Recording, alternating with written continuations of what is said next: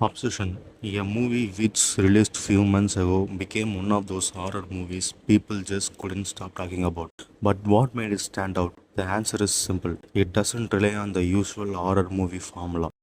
Instead of endless jump scares or slasher style violence, Obsession builds its horror through psychology. The real fear doesn't come from a monster, it comes from the characters themselves and the story follows Burr, a young man who's secretly in love with his best friend, Nikki.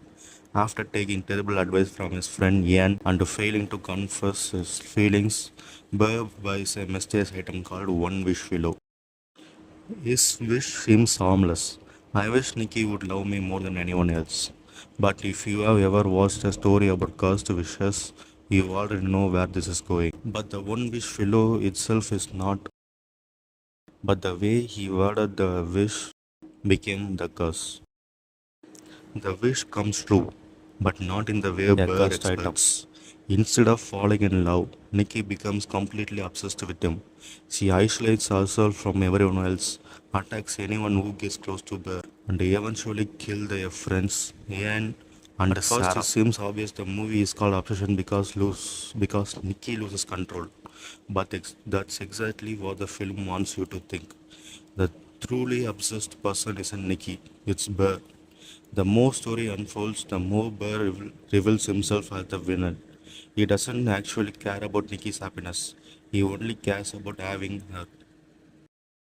When Nikki serves him his own cat for dinner, he ignores it. When she lies about her parents being critically ill, he barely questions it. And when he finally gets the chance to contact customer support for the One Wish Willow, he doesn't ask them to undo the wish.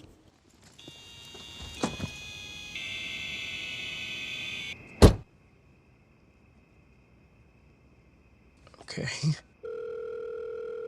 Hello? Is this One Wish Willow? Yeah. I was calling to see if there's a way I can alter a wish. You'd like to cancel your wish? No. It's okay to keep the. I just want to know if I can like alter it a little. I'm sorry, we don't really do that. If you have any questions about how the wish works, or if you read the back of the box. I mean, is it even real? Yeah, it's real. Is her love real? Just because you chose this for her doesn't make it less real. You'd like to file a cancel request? Yes, a cancel request. We don't really do that. So she's just fucked forever? Well, yeah, I mean, as long as you live. As long as I live? When you die, the wish will go away. Sounds to me like you have a moral obligation to be there for her. She does this thing where she's like, freaks out. What is that? Do you want to talk to her? Who? You want to talk to her? Who is that?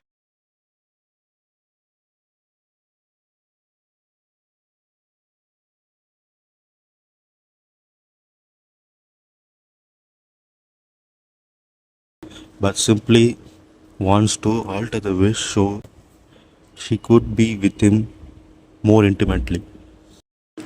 With no care about Nikki's personal health or mental health, he wants to change the wish so he can still keep Nikki without that freaky part.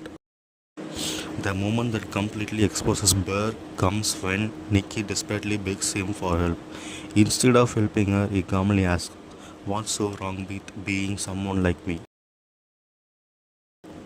That's the moment you realize the curse didn't create Burr's obsession, it only revealed it. And that's what makes obsession so effective. The movie never pauses to explain who's right or wrong. It doesn't spoon feed its theme or tell the audience what to think. Instead, it trusts viewers to reach their own conclusion. Was Bear a victim? Was Nikki responsible? Or was Bear's obsession always the real horror? Those questions kept audience debating the movie long after they left the theater. For a debut feature made on a tiny budget, that's an incredible achievement.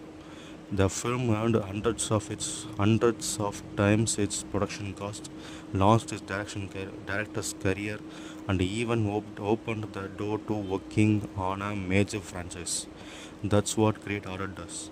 It doesn't just scare you; it stays with you.